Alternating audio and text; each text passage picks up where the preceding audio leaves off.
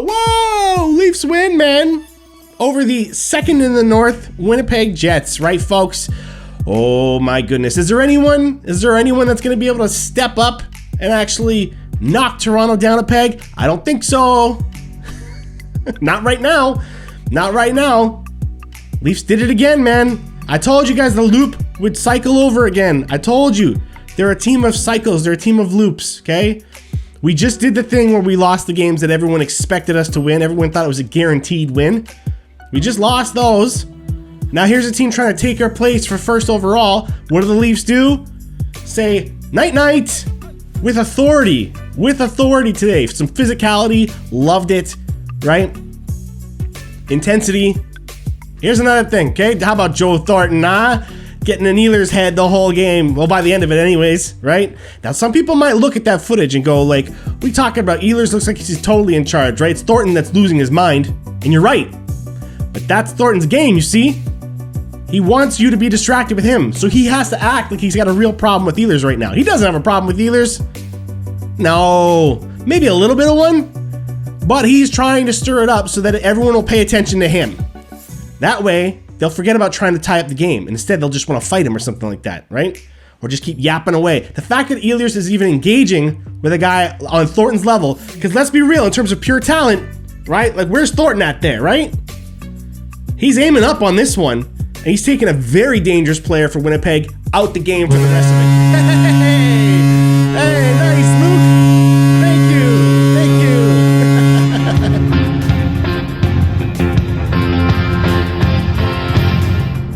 Thanks for that, man. Thanks for that. But yeah, that's Joe doing his job, man. That's what those veterans know how to do, and it looks like they're starting to gear up for playoff hockey. They're coming down the stretch now, and a game like tonight is a lot more playoff-like than they've played all season, except for maybe early on in January or something like that, right? This was so good. I loved it. I'm telling you, Winnipeg's a dangerous team, and this might look like, oh, maybe they're not the team we thought they were. This might look like, oh, maybe this is the real Jets. This is not the real Jets, okay? Oh, jeez.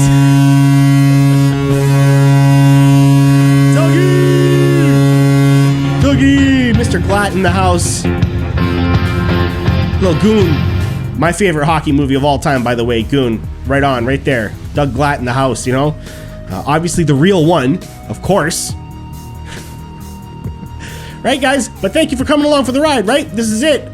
This is going to be a ride. They're gearing up for playoffs now. They're coming down the home stretch.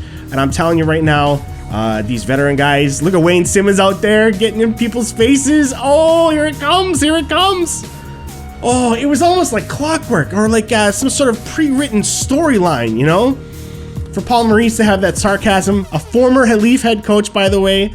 Throw some sarcasm in the way of the media. Trying to make it look like Toronto are the goons on the ice. Toronto. Big Pappy is in the house. Doug, hey, he's on the big league all in one shot. Nice. From follow to big leaguer. Thank you right there. Thanks for that. But that's it, man. Look, you're going big leaguers. The Leafs are going big leaguers right now, okay? That's what's happening. They're going big league now, you know? And a former coach like Paul Maurice, who likes to stir it up in the media sometimes, I'm all for it. I dig it. But the storyline was that Toronto played dirty? The Toronto are goons? Dougie Glatt, what do you think about that in the chat, right? Come on, no way, right? No way. We're the team that gets bullied every single night physically. That's the storyline of the Leafs thus far. You can't claim that we're the dirty ones now when they've been pushovers like the whole season practically. Most nights they've been pushovers physically. And it's their, at times their hockey knowledge, you know what I mean? Their strategies that have won them the games, and there's been times where it's just pure talent on the top six that win us games. And you know, like the Leafs have won a lot of types of games. We have not won a very many physical games. We have not won very many physical games at all. And this was one. This is one that they were like, not tonight. You know what, Winnipeg? You've been getting too cocky, and we need to take you down a peg. And boy, did they ever. Oh, gotta love those ones. So yeah, man. Hang on. I'm letting that go. I don't care. You guys can say what you want in the chat. Just be nice to each other. But you know, is there anyone that's going to step up? I don't know. I don't know if we're going to see it. I don't know if we're going to see it by the end of the season, which kind of has me worried a little bit. I mean, I'd really like that first overall spot still. But it almost seems too easy in terms of like, I'm too nervous. I'm too nervous about it. You know what I mean? It's not that it's too easy to do what the Leafs are doing right now. It's not. Not in any of these divisions. To be number one for as long as the Leafs have, hey, what can you say, okay?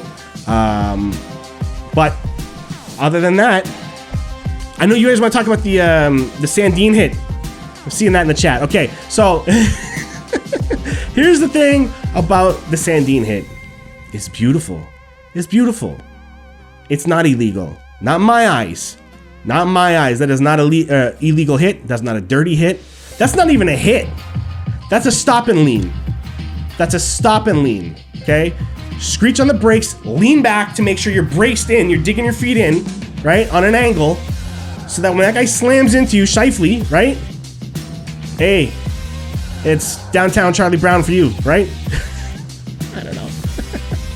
But you know what I mean? Like, you gotta be watching. You can't come in flying at a guy like that from behind at that speed. What if Sandin wasn't ready for that? You know what I mean? At that speed, what if Scheifele trips and puts the guy head first into the boards? I'm not saying he would ever try and do it purposely. But when you're that close to a guy that you can't even stop when he stops, right? You run the risk of tripping and putting him into the boards too. That's also a possibility. So if a man wants to protect himself, how many times do we criticize players for allowing themselves to get knocked from behind into the boards to try and draw a penalty? How many of us in the chat and everything else like that have complained about a player getting knocked from behind, right? And just letting it happen, and we all say, man, you're too weak on your feet, you're trying to take a penalty. Well, here you have Sandin saying, nuh-uh, not on my watch. You want to come in at me? I'm gonna make sure you're paying attention. And he pulled up on the brakes and stopped. That's an old school move that was never a penalty before. So it's not a penalty to me now. Now, if you watching this right now are saying that it should be a penalty, I'm okay with that. I'm okay with that. But that better go both ways. See, I prefer that kind of hockey where hits like that can happen. And I've said to some of you already, I don't care if it was Matthews that got hit that way. If Matthews slams into someone from behind because he's not paying attention enough, or he makes an assumption, okay, that he falls for a trick like that, because it's a trick, not a hit. If he falls for a trick like that, Matthews deserves what he gets too. You know, and you hope your team isn't, you know, slacking a little bit mentally there to fall for something like that. Is it tricky? Yes. Like, would I have fallen for it? Oh, sure. Are you kidding me? I would have bounced off of Sandin and like been driven down to the end of the end of the other end of the ice there. I'm not saying I would fare any better than Scheifele or whatever, you know, but that is not a jump. The feet don't leave the ice until the collision. And I'm telling you, if you've really, really been involved in a heavy hit for your strength, obviously, your personal strength and size, if you've ever been in one of those hits where you're barely hanging on in the middle of that collision, it's more than likely because it sent you up. You collided, you both had a little bit of upward momentum, you collided and you bounced like this.